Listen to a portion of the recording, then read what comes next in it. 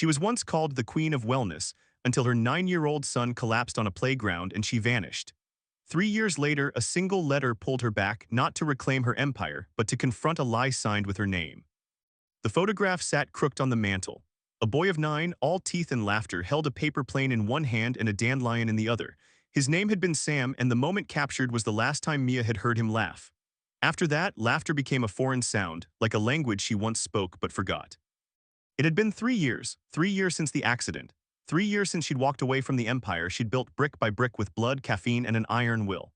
Brightroot Wellness was once the darling of the organic beauty world, with Mia as its relentless, sharp-eyed founder. But when the doctors told her Sam's heart had simply stopped mid-swing on the playground, a freak condition no scan ever caught, she didn't just lose her son, she lost the point of everything. She vanished from press and profits in the same breath. One Monday she was on the cover of Forbes, and by Friday she was gone. The board, confused but cautious, quietly installed a new CEO and kept her name on the brand to avoid panic. They sent her checks she never cashed. Mia bought a cabin outside Asheville, North Carolina, deep enough in the Blue Ridge Mountains that the cell service was more suggestion than reality. She grew rosemary and thyme. She chopped wood. She cried every time it rained. No one came, and she liked it that way. Until the letter arrived. It wasn't typed, that fact alone unnerved her. She found it folded into a blue envelope, no return address. Just to Mia Caldwell in black ink, oddly childlike. Inside was a single sheet of paper. It smelled faintly of cinnamon. Your garden at Brightroot is dying, you should see it, not for us, for Sam. No signature, no explanation, but something about it lodged under her ribs. She tried to forget it, tossed it in the fireplace. But the letter didn't burn, it simply floated above the flames like it knew she wasn't ready. She slept with it under her pillow that night. By dawn, she'd packed a bag. Driving back into Atlanta felt like resurfacing after years underwater. Everything was faster, louder, sharper. Brightroot's headquarters loomed over the street like a glass cathedral, pristine, curated, soulless. She remembered fighting to keep that garden, her little rebellion against steel and screen. Inside the lobby, people stared as if they were seeing a ghost. And maybe they were. She hadn't warned anyone. She hadn't even worn makeup. Ms. Caldwell, a woman in a gray pencil skirt, approached, startled but recovering fast. You're here. Mia nodded once. Take me to the garden. The woman, young, corporate, with a Brightroot pin on her collar, blinked. It's not maintained anymore, I'm not sure that's. Now, Mia said, the voice she hadn't used in years came out like a blade. When they got there, she saw what the letter meant. The herb beds were choked with weeds. The koi pond she'd had installed for Sam, he loved watching the fish flicker beneath the water, was dry, cracked, and sun-bleached. The tree they planted on his 8th birthday was still standing, but barely. She walked into the center of it, knees trembling, and sat on the edge of the dead pond. For the first time in 3 years, Mia didn't cry. She got angry. Not just at the company for letting this die, but at herself, for leaving it all, for letting grief steal everything, even the parts of Sam that had lived on in this space. Behind her, someone spoke. I didn't think you'd come. Mia turned. A janitor, old, with eyes like river stones, leaned on his broom. You wrote the letter, she asked. He nodded, saw what was happening, figured he wouldn't have liked it. She swallowed hard. No, he wouldn't have. The man shrugged. Place needs a gardener or a mother. She didn't answer. But that night she didn't go back to the cabin. She checked into a hotel near the office. And in the morning she came back with gloves and pruning shears. The earth was stubborn. Years of neglect had turned the soil into something brittle and bitter, like bread left out too long. Mia knelt by the rosemary bush, or what was left of it, and began pulling weeds with bare hands. No gloves today, she wanted to feel it, the rawness, the resistance, the way the earth pushed back like it blamed her too. It was only 6 a.m., but she wasn't alone. From an upper window, someone was watching. She could feel it, the weight of curiosity, confusion, maybe even fear. The former queen returning to her throne with dirt under her nails and no warning. They would whisper, let them. By 7:30, her back ached and her fingers bled. She was hauling a rusted garden hose when a familiar voice echoed down the path. You're seriously doing this? Mia turned. Lydia, COO, the last person she saw before disappearing. Polished, pressed, efficient, and 10 times sharper than any man on the board. Lydia had once called her the only hurricane worth surviving. Apparently, Mia replied, wiping her forehead with a leaf. Lydia didn't smile. This is a liability, you can't just show up and start landscaping. I'm not landscaping, Mia said, I'm rebuilding. Rebuilding what? Mia stood slowly, something I shouldn't have let die. Lydia folded her arms. Are we talking about the garden or the company? Mia didn't answer, she didn't need to. Word spread faster than she expected. By noon, an intern brought her lemon water and asked if he could help plant lavender. By 2 p.m., someone brought mulch. By the end of the week, 5 employees were showing up every morning before work to pull weeds. The board didn't like it, but they didn't stop it either. Too risky, too public. A Caldwell comeback was already trending in niche business blogs. Investors were perking up. Stocks lifted barely like a breath held tight. But none of that mattered to Mia. She hadn't come back to save Brightroot. She'd come for Sam, to keep his tree from falling, to revive the scent of mint he used to crush between his fingers. What she hadn't expected was the letter. A second one. Same handwriting, same envelope. She found it tucked into the watering can one morning, sealed with a pressed violet. You're not done, the rot goes deeper than roots. This time her hands shook. She showed it to Lydia, who frowned. Someone's watching you. Someone already was, Mia muttered, thinking of the janitor, but he hadn't returned. Maybe it's a threat, Lydia offered. No, it's a warning. That night, Mia walked the halls of Brightroot long after the lights were off. She ended up outside the old R&D lab, once her favorite room in the building. She peeked through the window. It was dark, empty, abandoned. But something flickered in the corner, a computer screen left on, a shadow moving where there shouldn't be any. She stepped inside. The air smelled wrong, not chemicals, something older, musty, covered. There, beneath a tarp, was a small shelf, with a name etched in childish handwriting. Sam's shelf. Her breath caught. She'd forgotten about this, the spot where he kept his painted rocks, little inventions, failed science projects. He used to sit here while she worked, asking questions, drawing, laughing. She pulled the tarp back and found something that didn't belong. A small file folder stamped with the word recall. Inside, pages and pages of reports, test batches, skin reactions, one product line never released. The files dated back to just after she left. There were signatures, but not hers. And the last page had Lydia's name. And next to it, an authorization code. Her old ones. The next morning, Mia sat in the garden, the folder heavy in her lap. Sunlight filtered through the leaves, trying its best to soften the edges of what she'd found. But some truths, like rust, only deepen in daylight. She flipped the last page again. Her name was nowhere. But her code, her personal authorization signature, had been used, illegally, quietly. Someone had forged her approval to greenlight a product that never made it to shelves. Why? And why had they buried the tests? She didn't know what was more unnerving, that it happened under Lydia's watch, or that someone wanted her to find it now. The violet-sealed letter, the garden, the janitor, none of it was random. She checked the file again. One test subject had been marked with a red asterisk. A name, Ellie Tran, severe skin blistering, settled, NDA signed, case closed. Except Ellie Tran had once been one of their interns. Mia remembered her vividly, bright, funny, painfully young. Sam had adored her. They used to play hide-and-seek in the halls when she stayed late. Mia stood, heart pounding. Time to visit a ghost. Ellie lived on the edge of town in a cramped apartment above a laundromat. She opened the door with wide eyes and a frozen smile. Ms. Caldwell. Mia nodded. Ellie, I need to talk. For a second, Ellie looked like she might slam the door. But something in Mia's face, or maybe her hands, still stained with dirt, softened her. She stepped aside. Inside, the apartment smelled like paint and lavender. Half-finished canvases leaned against the walls. Ellie made them with her left hand only. Her right was mottled with faint scars, a map of something long healed but never forgotten. You found the file, she said before Mia could speak. How did you know? Ellie gave a sad smile. I was hoping you would. I never thought you'd come back. Mia sat across from her. I didn't know about any of it. I know, Ellie said, but they used your name to make it go away. Lydia. Ellie hesitated.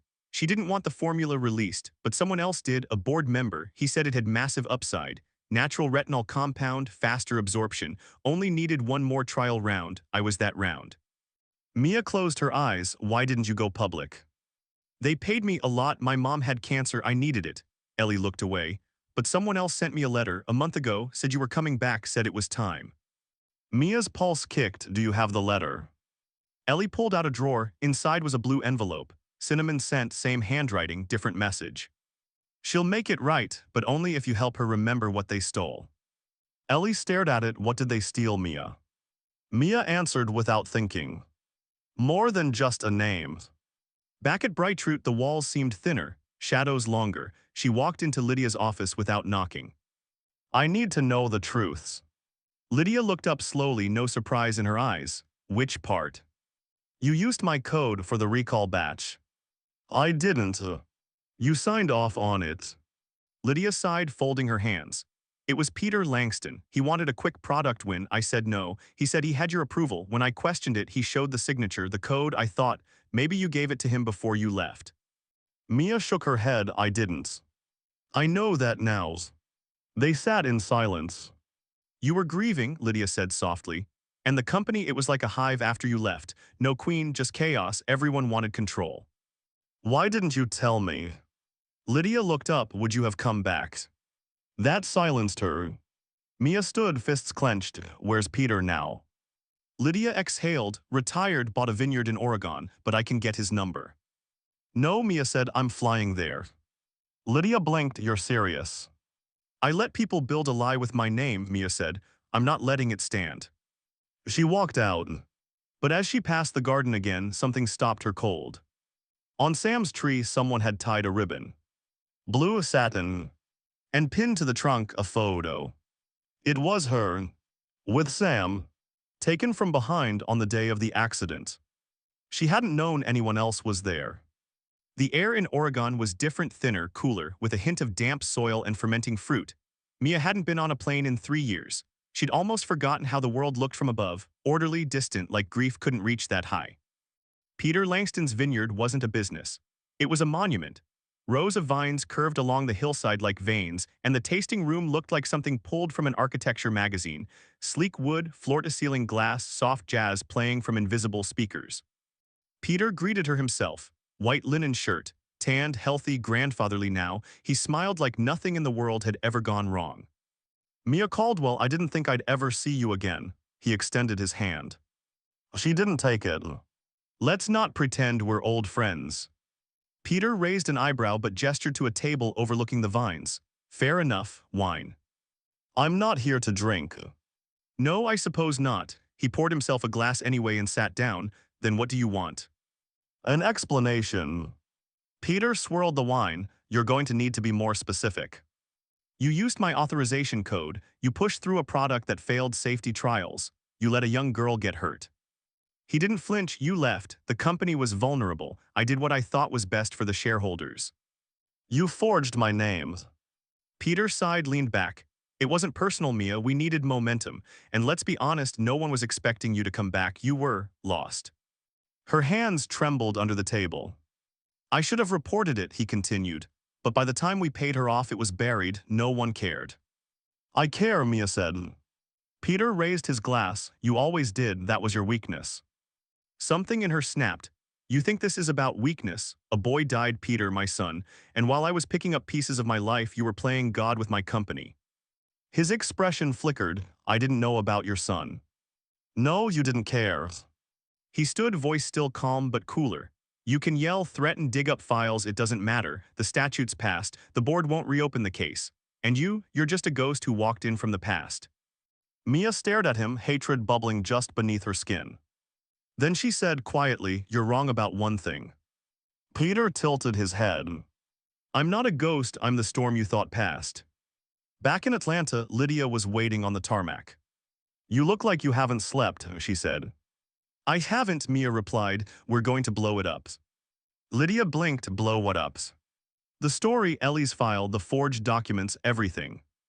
That could destroy the company. Maybe it should. Lydia hesitated. You'll lose control if the board sees you as a threat. I'm not here to protect Brightroot anymore. I'm here to protect what it was meant to be. That night they leaked the files. A whisper to a local reporter with a taste for scandal. A burned USB left in a coffee shop. Photos, names, dates. The story hit in 2 days. BRIGHTROOT cover-up. Forged approval, injured intern, missing millionaire RETURNS. Social media exploded. Ellie's scars were on every screen, her voice calm, clear, and brave in interviews. The public rallied, the board panicked. And in the middle of it all, Mia walked into the press conference. Hair tied back, no makeup, one photo of Sam pinned to her blouse. She read from a statement. I left this company after the death of my son. I trusted people to protect what we built. They used my absence to profit and harm others. That ends now. Cameras clicked like gunfire. She paused, then added, I'm donating all profits from my shares to skin injury research, and to Ellie Tran, who deserved so much more than silence. It should have felt like victory. Instead, it felt like smoke. That night, she returned to the garden. The blue ribbon was gone, but a new envelope waited on the bench. Now it's yours again, but what will you plant this time? No name, no clue, only a small object tucked inside. Sam's old compass, still pointing north.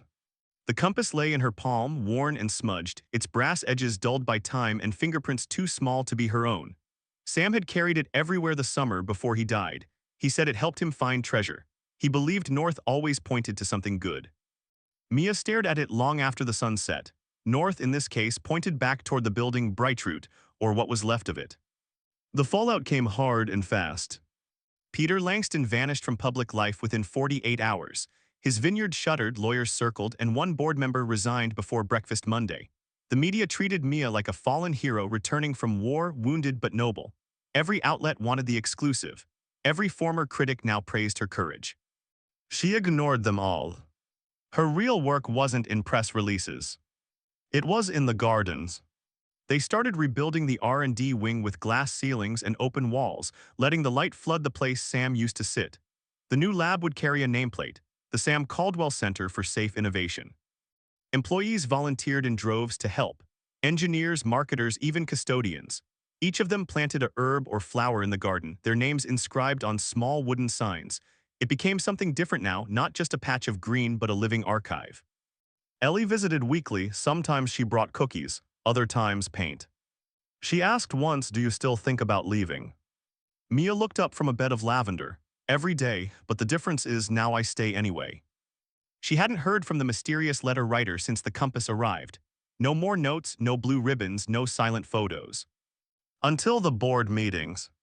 She walked into the conference room flanked by Lydia and the new legal counsel, a sharp-eyed woman from New York who spoke like every word was a final warning. The remaining board members were subdued, hollow-eyed, respectful. We're proposing a shift, Mia said, standing. New testing standards, third-party audits, full transparency. The days of secrecy are over. One member, a gray-haired man named Dalton, cleared his throat. And your role, Mia, you've re-established your influence. She looked at them calm. I'm stepping down. Silence.